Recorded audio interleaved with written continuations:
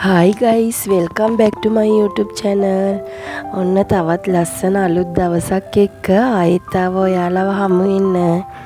ඉතින් මං හිතනවා හැමදාම වගේ අද vlog එකටත් ඔයාලා ගොඩාක් කැමති වෙයි කියලා. දවස් දෙක තුනක වීඩියෝ ක්ලිප්ස් එකතු කරගෙන තමයි මේ vlog එක මං හදලා තියෙන්නේ. ඉතින් මං හිතනවා මේ වීඩියෝ එකත් ඔයාලට ගොඩාක් ඉන්ට්‍රස්ටිං වෙයි කියලා.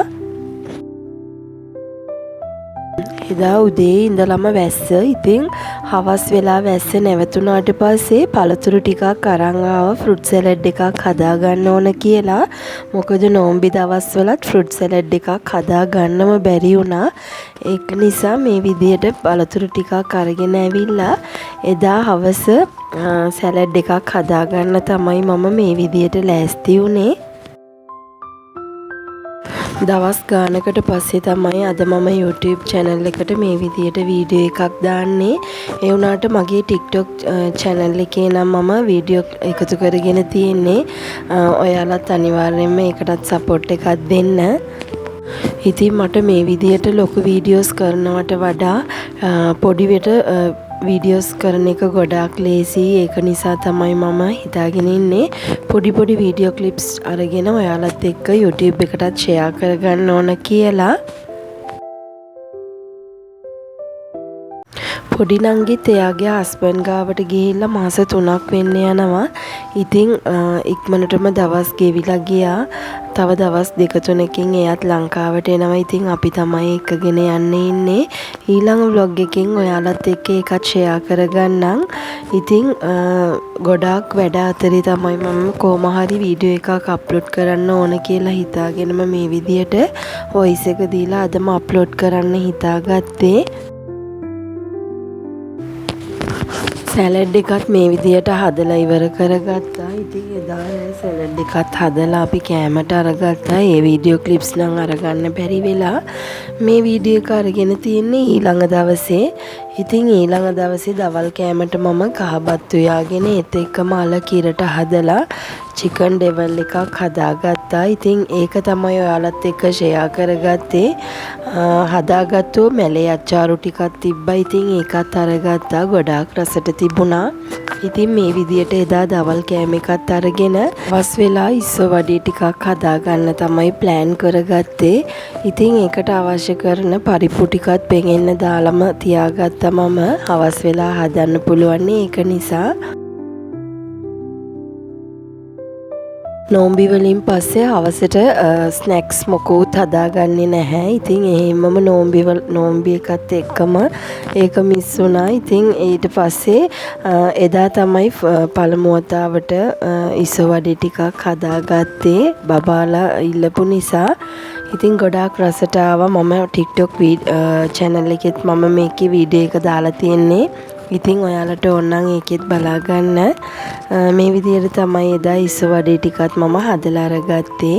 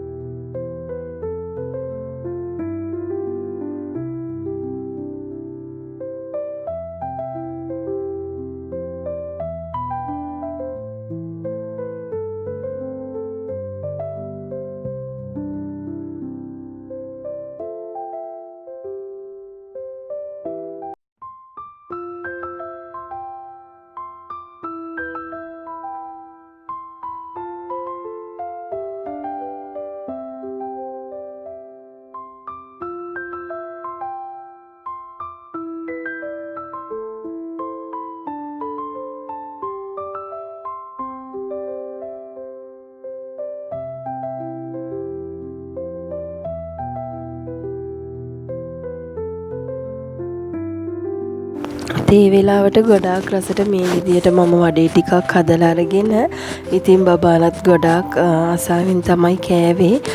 මේ විදියට හදාගන්න එකත් ගොඩාක් ලේසියි. මොකද කඩේ ගොඩාක් ගණන්නේ. ඒක නිසා ඉතින් වැස්සත් ටිකක් නැවතිලා තිබ්බ නිසා අපි එළියට ගිහිල්ලා තමයි මේ විදියට මේ ටික අරගත්තේ කන්න. ඉතින් ගොඩාක් හොඳට තිබුණා ඒ ෆීල් එක නම්. ඉතින් මේ විදියට එදා දවස ගත කරා.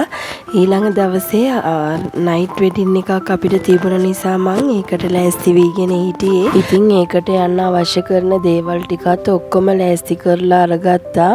මොකද ඊළඟ දවසට හවසට තියෙන නිසා අපි ටිකක් කලින්ම යන්න ඕනේ හස්බන්ඩ්ගේ රිලේටිව් කෙනෙක්ගේ වෙඩින් එකක් නිසා. ඉතින් බබාලා 3 දෙනාම තියලා අපි දෙන්න විතරයි ගියේ එදා වෙඩින් එකට.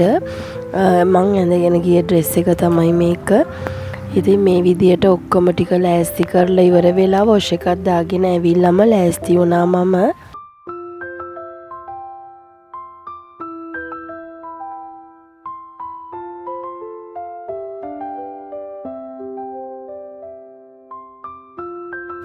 එදා හවස 7යි කාල විතර වෙනකොට අපි වෙඩින් එක තියෙන හෝල් එකට ලං වුණා. ඉතින් මේ විදියට තමයි එදා ක්‍රවුඩ් එකක් ඇවිල්ලා හිටියේ. ගොඩාක් ලොකු ක්‍රවුඩ් එකක් හිටියා. අපිත් මේ විදියට ගිහිල්ලා රෑ කෑම එකත් අරගෙන එදා දවස ගත කරා. ඉතින් එදා ඩිනර් එකට නම් එයාලගේ වෙඩින් එකට බිරියානි තමයි හදලා තිබුණේ. ඒත් එක්කම ඩෙසර්ට් එකට වටලප්පන් තිබුණා.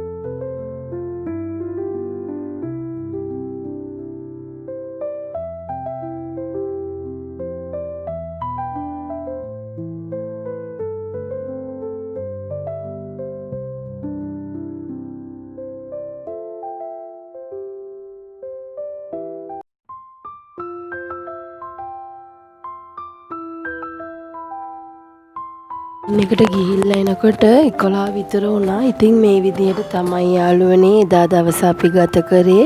ඒත් එක්කම දවස් 2-3ක වීඩියෝ ක්ලිප්ස් එකතු කරගෙන තමයි මම මේ වීඩියෝ එක හදලා තියෙන්නේ. තවත් වීඩියෝ එකක් අරගෙන ඔයාලත් එක්ක ෂෙයා කරගන්න ඉක්මනටම එන්නම්. එතකන් ගිහින් එන්නම්. සතුටින් පරිස්සමින් ඉන්න.